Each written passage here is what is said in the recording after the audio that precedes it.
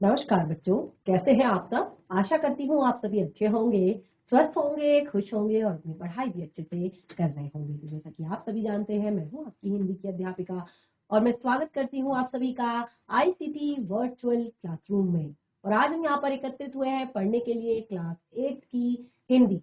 तो क्लास 8 की हिंदी में आज हम यहाँ पर स्टार्ट करने जा रहे हैं अपना न्यू सेशन।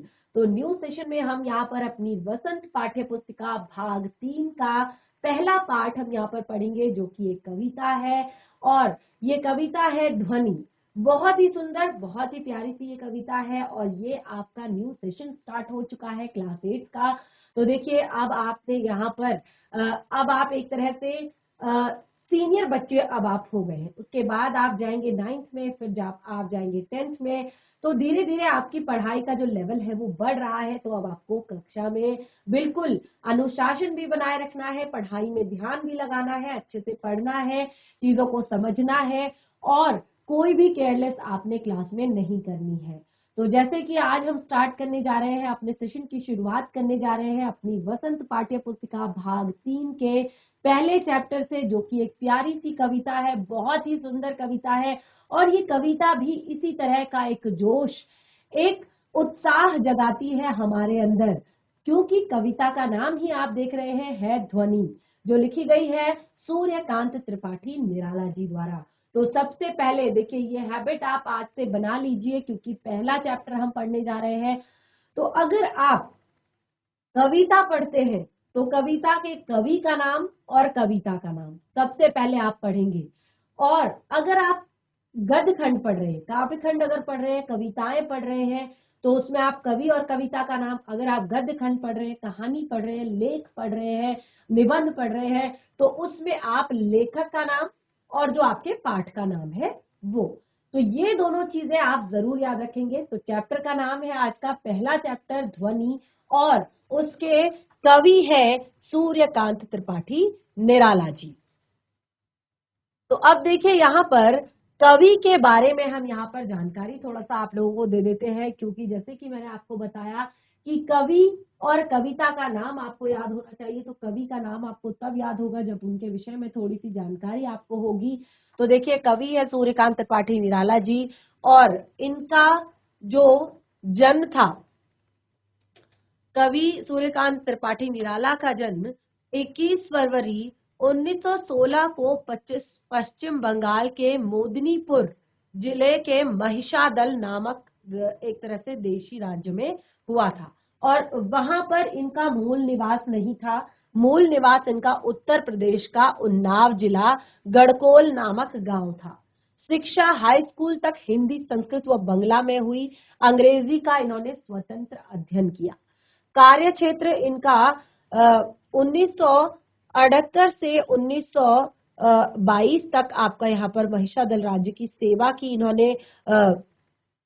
उसके बाद से उन्होंने संपादन कार्य शुरू किया, स्वतंत्र लेखन किया, अनुवाद कार्य किए। 1922-23 में समन्वय कलकत्ता का 22-23 में यहाँ पर स्वयंवन कलकत्ता का संपादन इन्होंने किया। वे एक तरह से वे प्रसाद पंथ और महादेवी के साथ हिंदी साहित्य में छायावाद के एक प्रमुख स्तंभ माने जाते हैं। और उन्होंने कहानियां, उपन्यास और निबंध भी लिखे हुए हैं। और किंतु उनकी ख्याति विशेष रूप से कविता के कारण हुई, यानी कि कविता के कारण इन्होंने यहाँ पर काफी ज्यादा इनको प्रशंसा मिली, लोगों ने काफी प्रशंसा की इनकी। और उसके बाद देखिए, यहाँ पर 14 अक्टूबर 1961 को इलाहाबाद में इनका निधन हुआ। 14 अक्टूबर 1961। तो इस तरह से यहाँ पर कवि का जीवन परिचय हमने पढ़ा। अब हम यहाँ पर शुरू करते हैं जो हमारी कविता है। तो देखिए, सबसे पहले कुछ काव्य संग्रह इनके थे, ये आप जरूर नोट कर लीजिए। जो भी चीजें आपको यहाँ पर बताई जा रही है उनको आप नोट जरूर करते रहें। काव्य संग्रह परिमल, गीतिका, द्वितीय अनामिका, तुलसीदास, कुकुरमुत्ता, अणिमा, बेला, नए पत्ते, अर्चना, आराधना, गीत गुंज, साध्य काल की, और इनके कुछ उपन्यास भी हैं जैसे अप्सरा, अलका, प्रभावती, निरुपमा, कुल्ली भाट, बिल्लेर सुर, बकरिहा। तो ये इनके उपन्यास है कुछ। और साथ ही यहाँ पर इनके कहानी संग्रह भी है, लिल्ली और चतुरी चमार। तो देखिए निबंध संग्रह भी इनके हैं, रविंद्र कविता कनान, प्रबंध पद्म, प्रबंध प्रतिमा, चाबुक और चयन और संग्रह। तो काफी सारा एक तरह से इन्होंने अपने जीवन में काफी सारे लेख इन्होंने लिखे, लेकिन सबसे ज्यादा जो प्रसिद्धि इन्हें मिली है वो अपने कविता लेखन से मिली है। यानी कि लोगों ने इनको जो जाना, देखिए आप देख सकते हैं उपन्यास भी लिखे हैं, कहानी संग्रह भी है, निबंध भी है, लेकिन सबसे ज्यादा ये जो फेमस हुए ये अपनी कविताओं के कारण फेमस हुए। और इनकी कविताएं जो है बहुत ही ज्यादा सुंदर है, बहुत ही प्यारी कविताएं हैं इनकी। तो कुछ इस तरह का यहाँ पर इनका जो दृश्य है चित्र, सूर्यकांत त्रिपाठी निराला जी।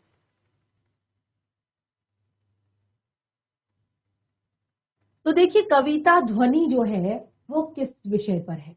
कविता ध्वनि जो है ये सूर्यकांत त्रिपाठी निराला जी द्वारा एक उत्साहवर्धक, जैसे कि मैंने आपको बताया अब आप क्लास 8 में पहुंच गए हैं, तो एक नया उत्साह होना चाहिए अपनी नई सेशन, नए क्लास के प्रति, कि जो गलतियां मैंने क्लास 7 में की, जिनके कारण मैं थोड़ा सा पीछे रह गया हूं, वो गलतियां मैं क्लास 8 में नहीं करूंगा, मैं उससे अच्छा करूंगा, मैं अपना आलस्य छोड़ दूंगा। मैं एक तरह से, क्योंकि मुझे अभी बहुत सारी चीजें प्राप्त करनी है, मेरे जीवन में के अभी बहुत सारे उद्देश्य है। तो जो भी चीजें जहां पर आपको लगता है कि कमी रह गई थी क्लास 7 में, वो सारी कमियां पूरी करनी है। एक नए उत्साह से, एक नए जोश से आपने आगे बढ़ना है। यही जोश जगाती है ये कविता, उत्साहवर्धक कविता है। और इस कविता में मानव मन एवं हृदय में वसंत रूपी उत्साह और के आगमन के लिए बताया है कि वसंत जिस तरह से आता है, वसंत ऋतु में जिस तरह से जो पतझड़ के बाद आपने देखा होगा चारों तरफ शुष्क वातावरण रहता है, एक तरह से ठंडियां होती हैं और लोग भी घरों के अंदर बंद होते हैं, लेकिन जैसे ही वसंत ऋतु का प्रारंभ होता है तो जितनी भी आप देखेंगे चारों तरफ हरियाली हो जाती है, जितने भी फूल होते हैं वो खिल जाते हैं, एक मंद सी खुशबू पूरे वातावरण में फैल जाती है। और लोग भी अब, क्योंकि ना तो ठंड होती है कि घरों के अंदर दुब के रहे, ना बहुत ज्यादा गर्मी होती है कि घर के अंदर घुस जाए, एक अच्छा वातावरण होता है, लोगों के अंदर एक नया उत्साह आता है। और ये वसंत ऋतु है और इसी महीने देखिए फागुन का महीना भी होता है और फाग गाए जाते हैं, होली का सुंदर त्योहार यहाँ पर आता है। एक तरह से सब लोगों के मन से बैर भुलाकर अपने दुखों को दूर करके एक तरह से नए जीवन की शुरुआत यहाँ पर होती है, एक उत्साह होता है नए जीवन के लिए। तो इसी तरह की उत्साहवर्धक ये कविता है, बसंत रूपी एक तरह से उत्साह के आगमन की बात यहाँ पर की है मानव के मन में। कविता का कहना है कि अभी अभी कवि का कहना है कि अभी उसकी मृत्यु नहीं होगी, यानी कि अभी उसके जीवन का अंत नहीं होगा। कई बार हमारे जीवन में इस तरह की सिचुएशंस आ जाती है, परिस्थितियां आ जाती है कि हम बहुत ज्यादा निराश हो जाते हैं, हताश हो जाते हैं। और आज के टाइम पे तो ये सिचुएशन बहुत जल्दी आ जाती है, क्योंकि आज के टाइम पे बच्चों पे भी बहुत सारे प्रेशर होते हैं। ऐसा नहीं कि बड़ों पे ही प्रेशर होते हैं, बच्चों पे भी, क्योंकि सबसे पहला प्रेशर होता है उनको स्कूल में बिल्कुल अच्छे से जाना है, प्रॉपर यूनिफॉर्म होकर जाना है, ऊपर से उनकी क्लास की परफॉर्मेंस अच्छी होनी चाहिए, ऊपर से उनको प्रेशर रहता है कि वो को करिकुलर एक्टिविटीज में भी हिस्सा लें, ऊपर से उन पर प्रेशर रहता है कि वो एग्जाम में भी अच्छा करें, ऊपर से उन पर प्रेशर रहता है कि वो उनकी जो एक तरह से बोल चाल की जो भाषा है वो भी अच्छी हो, ताकि वो लोगों के सामने अच्छे से बात कर सके। क्योंकि जो लोग हैं वो एक तरह से मजाक बनाने में पीछे नहीं रहते। तो एकदम से इंसान के अंदर जो एक मायूसी है वो बहुत जल्दी आ जाती है, बहुत जल्दी वो हताश हो जाता है, बहुत जल्दी वो निराश हो जाता है। तो यहाँ पर कवि का कहना है कि अभी उसकी मृत्यु नहीं होगी, अभी उसकी मृत्यु नहीं होगी, यानी कि वो जीवन से हारेगा नहीं। अभी अभी अभी उसके जीवन में कोमल, मधुर और सुकुमार वसंत का आगमन हुआ है। कैसे मृत्यु हो सकती है उसकी? कैसे वो जीवन से हार सकता है? क्योंकि अभी अभी तो उसके जीवन में कोमल, मधुर और सुकुमार वसंत का आगमन हुआ है। सुकुमार वसंत। अब देखिए क्लास 8 में आप हैं और इस टाइम पे आपके अंदर इतनी एनर्जी है, इतनी एनर्जी है, इतनी एनर्जी है कि आप कुछ भी कर सकते हैं, आप अपना जीवन बदल सकते हैं। इतनी एनर्जी इस टाइम पे आपके अंदर है, लेकिन जरूरत है उसको सही दिशा में लेकर जाने की, जरूरत है उसको पहचानने की। तो ये कविता हमें यहाँ पर इसी उत्साह से भरती है, यही जोश हमारे अंदर जगाती है और बहुत ही प्यारी सी, बहुत ही सुंदर कविता है। छोटी सी कविता है लेकिन भाव बहुत बड़े हैं। ध्यान पूर्वक पढ़िएगा, ध्यान पूर्वक समझने का प्रयास कीजिएगा और उसके बाद हम इसके भावार्थ पर भी यहाँ पर डिस्कस करेंगे। तो देखिए कितनी सुंदर पंक्तियों से यहाँ पर कवि ने सजाया है अपनी इस कविता को। अभी न होगा मेरा अंत, अभी अभी तो आया है मेरे वन में मृदुल वसंत। अभी न होगा मेरा अंत, अभी अभी तो आया है मेरे वन में मृदुल वसंत। अभी न होगा मेरा अंत। बहुत ही सुंदर पंक्तियां देख सकते हैं आप, कितनी सुंदर पंक्तियां यहाँ पर कवि द्वारा लिखी गई है कि अभी न होगा मेरा अंत, अभी अभी तो आया है मेरे वन में मृदुल वसंत। अभी न होगा मेरा अंत। तो देखिए कितनी सुंदर पंक्तियों से यहाँ पर कवि कह रहे हैं कि मैं इतनी जल्दी हताश नहीं होऊंगा। अब देखिए अंत का अर्थ है कि समाप्त होना, मृत्यु होना, लेकिन इसको हताशा और निराशा से यहाँ पर दर्शाया गया है कि अभी तो मेरा अंत होने वाला नहीं है। कितनी भी परेशानियां आ जाए, कितनी भी दिक्कतें आ जाए, कितनी भी प्रॉब्लम्स आ जाए, मेरा अंत होने वाला नहीं है, क्योंकि अभी अभी तो आया है मेरे वन में मृदुल वसंत। मैं कैसे इतनी जल्दी हताश हो सकता हूँ, मैं कैसे इतनी जल्दी निराश हो सकता हूँ कि अभी अभी तो आया है मेरे वन में। वन कैसा होता है? अब देखिए मन नहीं कहा यहाँ पर कवि ने, वन कहा है। उसको ऐसी चीज की संज्ञा दी है वन जो निर्जन होता है, जहां पर कोई इंसान नहीं होता, जहां पर शांति होती है, जहां पर एक तरह से देखा जाए तो एक तरह से उदासी कह सकते हैं। बिल्कुल एक तरह से वन का माहौल आपने देखा होगा, एकांत है, बिल्कुल शांत है, बिल्कुल उदासी एक तरह से छाई हुई। अगर वहां पर चिड़िया ना चहके, अगर वहां पर जानवरों की आवाज ना आए तो बड़ी ही डरावनी वो शांति लगती है। तो कवि यहाँ पर कह रहे हैं कि अभी अभी तो आया है मेरे वन में मृदुल वसंत। अपने मन की बात कर रहे हैं, उसको वन कह दिया है कि मेरे वन में मृदुल वसंत।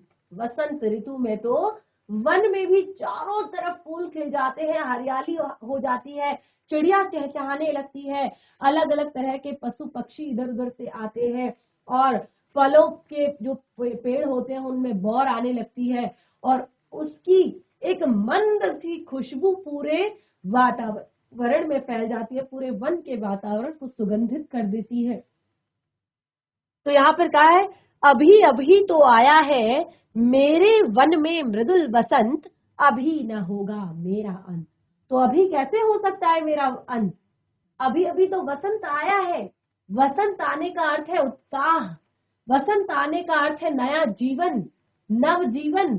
नव जीवन के पल्लव फूट रहे हैं, नए पत्ते आ रहे हैं, नए पुष्प खिल रहे हैं, फलों पर बौर आ रही है और एक तरह से नदी नाले स्वच्छ है, बहुत ही सुंदर वातावरण यहाँ पर हुआ है। तो कैसे अंत हो जाएगा? अभी अभी तो इतना सुंदर माहौल हुआ है, अभी तो इतना सुंदर उत्साह, इतने एक तरह से खुशी, मेरे उमंग मेरे मन में आई है, तो अभी मेरा अंत कैसे हो सकता है? अब देखिए इसका भावार्थ यहाँ पर समझ लेते हैं। तो देखिए यहाँ पर सूर्यकांत त्रिपाठी निराला जी ध्वनि कविता की अपनी इन पंक्तियों से यहाँ पर कह रहे हैं कि उनका अंत अभी नहीं होगा, उनका अंत अभी नहीं होगा, क्योंकि उनके जीवन में वसंत रूपी यौवन अभी अभी तो आया है। अभी अभी तो उनके जीवन में वसंत रूपी यौवन आया है, यानी कि युवा अवस्था अभी स्टार्ट हुई है। अभी कैसे मैं जीवन का अंत मान लूं, क्योंकि यही एक ऐसी अवस्था है जब जीवन में नए नए गोल सेट करता है इंसान, नए नए एक तरह से वो सारी अपने जीवन की, एक तरह से देखिए अभी अगर आप 10 साल तक का जो बच्चा होता है वो उसे छोटा बच्चा कह सकते हैं, क्योंकि उसको बहुत ज्यादा समझ नहीं होती। लेकिन 10 साल के बाद जब 11, 12, 13 साल का होता है तो धीरे धीरे क्या होता है, उसको समझ आने लगती है, चीजों की समझ, काफी सारे चेंजेस आते हैं उसके, एक तरह से शारीरिक लेवल पर भी, मानसिक स्तर पर भी बहुत सारी चीजें जो अभी तक उसके ब्रेन का विकास जो हुआ है अब उसको वो चलाने लगता है कि क्या मुझे जीवन में करना है, क्या किस तरफ मुझे इंटरेस्ट है, क्या मुझे अच्छा लगता है, क्या मुझे पढ़ना अच्छा लगता है, मुझे लिखना अच्छा लगता है, मैं क्या बनना चाहता हूँ, मेरे को क्या स्ट्रीम लेनी है आगे जाकर, 9th क्लास में मैंने क्या सब्जेक्ट लेने हैं, 11th क्लास में मैंने क्या सब्जेक्ट लेने हैं, मैंने अपने जीवन में आगे क्या करना है। तो वो एक धीरे धीरे धीरे अपना गोल सेट करने लगता है। बहुत सारे सपने उसके होते हैं, बहुत सारे ड्रीम्स होते हैं जिन्हें पूरा करने के लिए वो आगे बढ़ता है, दिन रात मेहनत करता है, नई नई चीजें सीखता है, नई नई खोज करता है। तो ये उत्साह अभी अभी तो मेरे अंदर आया है, अभी मैं कैसे मर सकता हूँ, अभी मेरा अंत कैसे हो सकता है। तो इन पंक्तियों में कवि ने छिपे हुए तरीके से कह रहे हैं, छिपे हुए तरीके से क्या कह रहे हैं कि उनका मन आज जोश और उत्साह से भरा है, और जब तक वो अपने लक्ष्य को पा नहीं लेते वो हार नहीं मानेंगे। जब तक वो अपने लक्ष्य को प्राप्त नहीं कर लेते हैं वो हार नहीं मानेंगे। वो नहीं मानेंगे कि उनके पास चीजों की कमी है, वो नहीं मानेंगे कि उनके पास संसाधन की कमी है, क्योंकि जोश, उत्साह सबसे बड़ी चीज है, लगन सबसे बड़ी चीज है, आपका लक्ष्य सबसे बड़ी चीज है। अगर आपने वो निर्धारित कर लिया है तो अगर आप उसकी तरफ कदम बढ़ा रहे हैं तो आपकी प्रॉब्लम्स अपने आप सॉल्व होती जाती हैं, अपनी समस्याएं अपने आप सॉल्व होती जाती हैं। तो वो कह रहे हैं कि मैं कैसे मान लूं कि मेरा अंत हो जाएगा, क्योंकि अभी अभी तो मेरे मन में उत्साह और जोश आया है, यानी कि उनके जीवन में वसंत रूपी यौवन तो अभी अभी आया है। कितनी सुंदर पंक्तियां हैं देखिए यहाँ पर, और काफी ज्यादा इंकरेज करने वाली पंक्तियां हैं, काफी ज्यादा मोटिवेट करने वाली पंक्तियां हैं। तो बहुत अच्छे से समझने का प्रयास कीजिए। और आपने देखा होगा वसंत ऋतु का जो माहौल होता है वो कुछ इस तरह का होता है। आजकल आपने देखा होगा, अब तो अप्रैल का महीना आ गया है, लेकिन फिर भी आप देखेंगे जहां तहां इस तरह से बहुत ही सुंदरता छाई हुई है, बहुत ही सुंदर सुंदर फूल आप देख सकते हैं जहां तहां खिले हुए हैं। तो इस तरह से सुंदर वसंत का यहाँ पर वो एक तरह से अपने जीवन में स्वागत कर रहे हैं, इस तरह के यौवन रूपी वसंत का। तो वो कैसे मान लेंगे कि यहाँ पर मेरी हार होने वाली है। देखिए आगे की पंक्तियां और भी ज्यादा सुंदर है, ध्यान पूर्वक समझने का प्रयास कीजिएगा। हरे भरे ये पात, डालियां कलियां कोमल गात, हरे हरे ये पात, डालियां कलियां कोमल गात, मैं मैं ही अपना स्वप्न मृदुल कर फेरूंगा निद्रित कलियों पर, जगा एक प्रत्यूष मनोहर। बहुत ही सुंदर पंक्तियां। हरे हरे ये पात, डालियां कलियां कोमल गात, मैं ही अपना स्वप्न मृदुल कर फेरूंगा निद्रित कलियों पर, जगा एक प्रत्यूष मनोहर।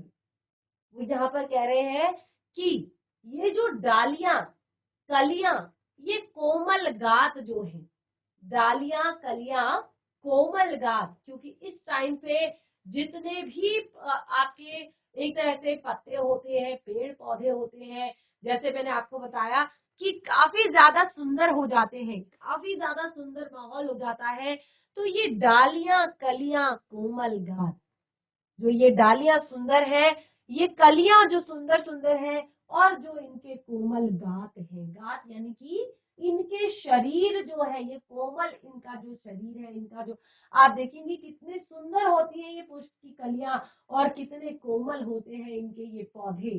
अगर आप इन्हें जोर से खींच देंगे तो ये क्या हो जाते हैं, टूट जाते हैं। तो ये डालियां कलियां कोमल गात, मैं ही अपना स्वप्न स्वप्न मृदुल कर फेरूंगा निद्रित कलियों पर जगा एक प्रत्यूष मनोहर।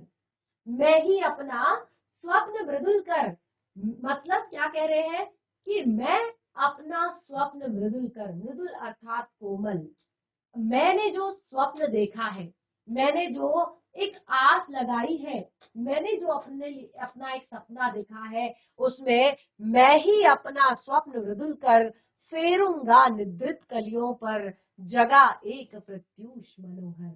फेरूंगा निद्रित कलियों पर, निद्रित कलियां किसको कहा है? निद्रित कलियां, ये आजकल के बच्चों को ही ये निद्रित कलियां कहा है यहाँ पर।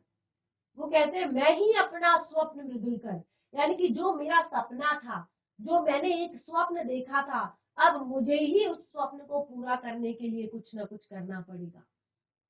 मृदुल कर फेरूंगा निद्रित कलियों पर। अब जो निद्रित कलियां है, जो बच्चे, आजकल के बच्चे आपने देखे होंगे कि उनको किसी चीज से कोई लेना देना नहीं, ना फैमिली से, ना अपने ड्रीम्स से, ना अपनी चीजों से। ज्यादातर बच्चों की बात कर रही हूं मैं। वो क्या करते हैं, 90% अगर घर में अगर वो फ्री बैठे हैं तो उनके हाथ में मोबाइल फोन्स होते हैं, वो मोबाइल फोन में लगे हैं। और उसके बाद उन्हें जब अपना लक्ष्य प्राप्त नहीं हो पाता, वो क्लास में अच्छी परफॉर्मेंस नहीं दे पाते हैं, क्लास में अच्छा नहीं कर पाते हैं, स्कूल में को करिकुलर एक्टिविटीज में हिस्सा नहीं लेते हैं, क्योंकि हर चीज के लिए प्रैक्टिस चाहिए होती है। प्रैक्टिस मेक्स मैन परफेक्ट, यानी कि जितनी आप मेहनत करोगे, जितनी आप प्रैक्टिस करोगे, जितनी आप कोशिश करोगे, तभी आप परफेक्ट बन पाओगे।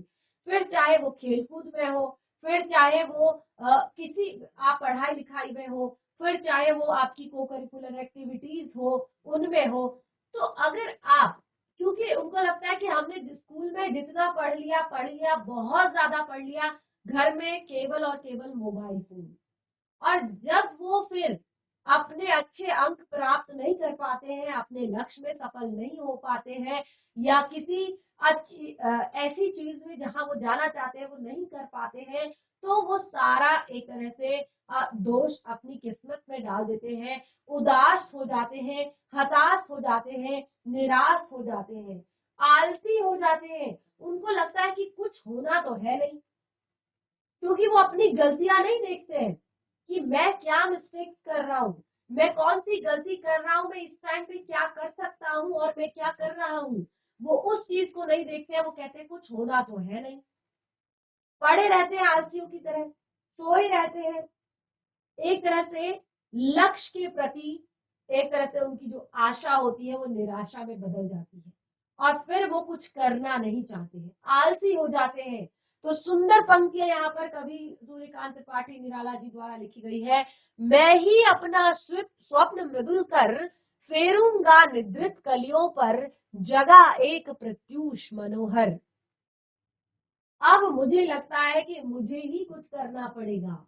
मैं इन निद्रित कलियों पर, जो निद्रा में पड़ी है, जो देख नहीं पा रही है अपने लक्ष्य को, जो अपने लक्ष्य की तरफ आगे नहीं बढ़ रही है, ऐसी निद्रित कलियों पर जगा एक प्रत्यूष मनोहर। प्रत्यूष का अर्थ होता है सवेरा, एक मनोहर अर्थात मन को भाने वाला एक सवेरा मुझे लाना होगा।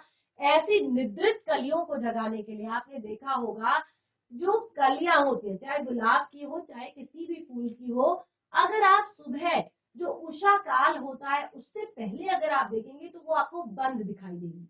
लेकिन जिस जिस तरह से सूर्योदय होता रहता है, वो पुष्प जो है खिलने लगता है, यानी कि सूर्य की किरणें उस पर पड़ी नहीं कि वो पल्लवित होने लगता है, पुष्पित होने लगता है, खिलने लगता है। तो फेरूंगा निद्रित कलियों पर जगा एक प्रत्यूष मनोहर। एक ऐसा सवेरा, एक सुंदर मन को भाने वाला सवेरा मुझे लाना पड़ेगा, जिससे कि मैं इन निद्रित कलियों को जगा सकूं। यानी कि जो आशाहीन लोग हो गए हैं, जो निराशा में ढल गए हैं लोग, जो जीवन के लिए उत्साहित नहीं है, ऐसे लोगों में मैं एक नया उत्साह भरूंगा, एक ऐसे लोगों में एक नया जोश जगाऊंगा और उनको उनके लक्ष्य के प्रति जागृत करूंगा। तो बहुत ही सुंदर पंक्तियां यहाँ पर सूर्यकांत त्रिपाठी निराला जी की दूसरे काव्यांश में। तो चलिए भावार्थ इसका पढ़ लेते हैं। तो देखिए यहाँ पर कवि ने बहुत ही सुंदर चित्रण किया है प्रकृति का, बहुत ही सुंदर तरीके से यहाँ पर चित्रण किया है प्रकृति का।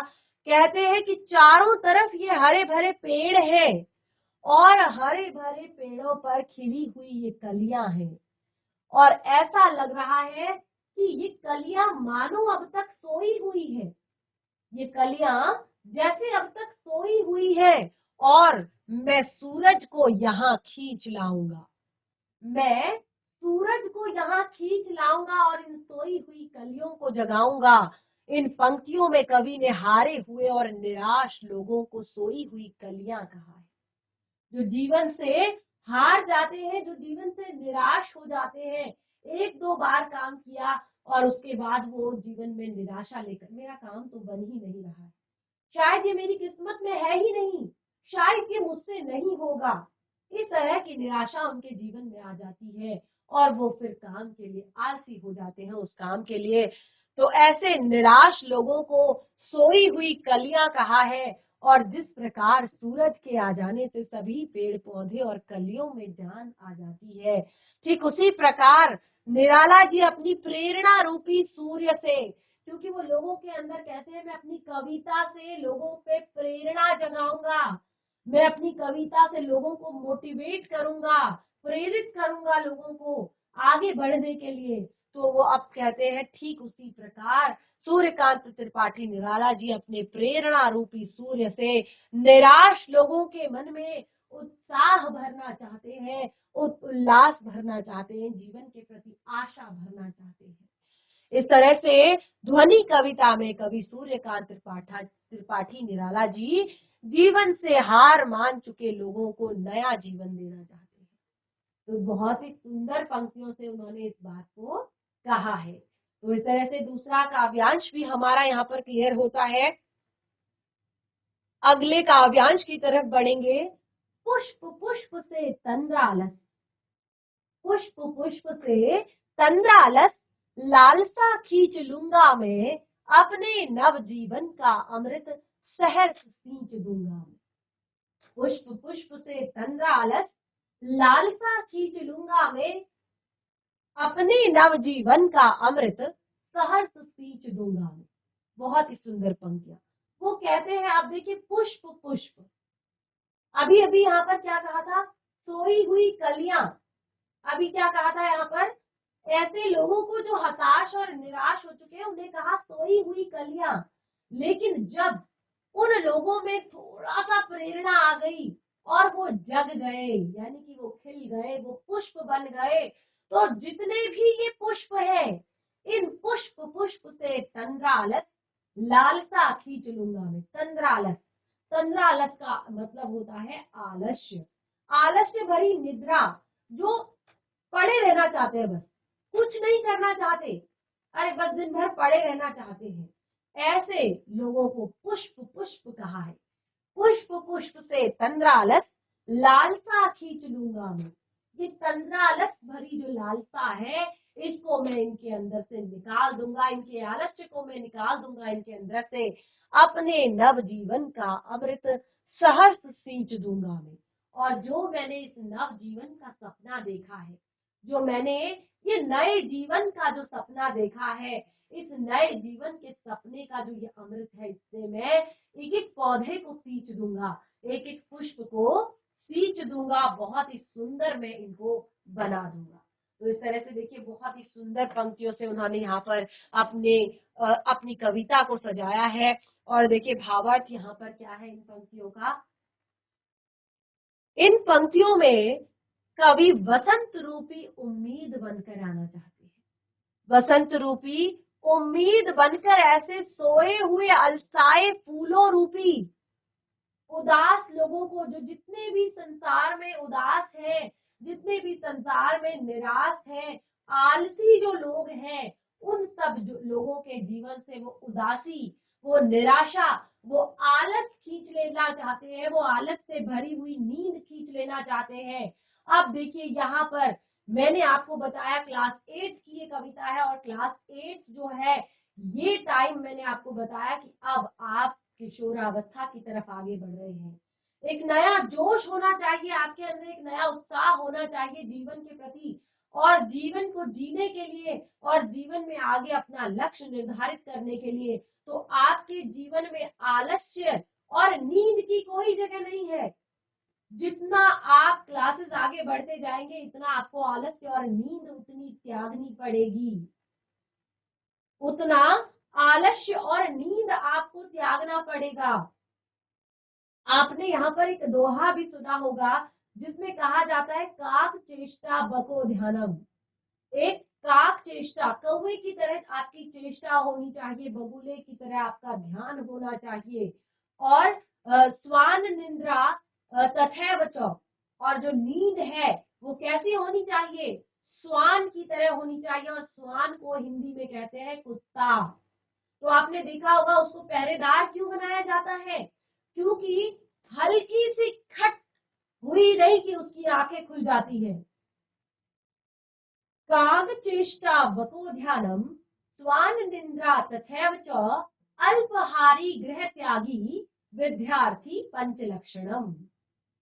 जो विद्यार्थी होता है उसके 5 लक्षण होते हैं।